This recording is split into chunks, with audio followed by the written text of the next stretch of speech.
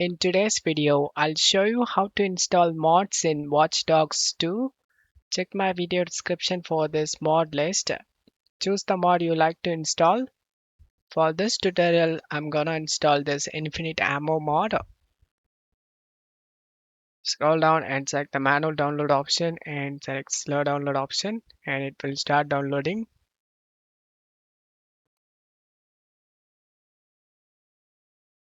Once you downloaded the mod, select this folder icon, right click on the zip and select WinRAR and select open with WinRAR.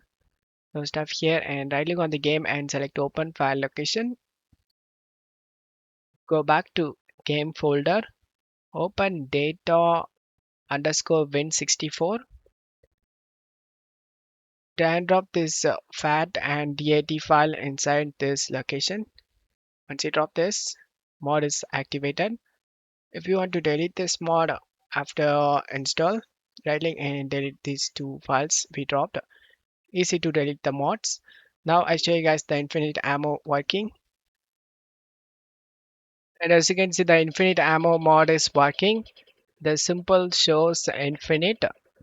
I hope this video helped you. If the video helped you, don't forget to leave a like and subscribe. Thank you.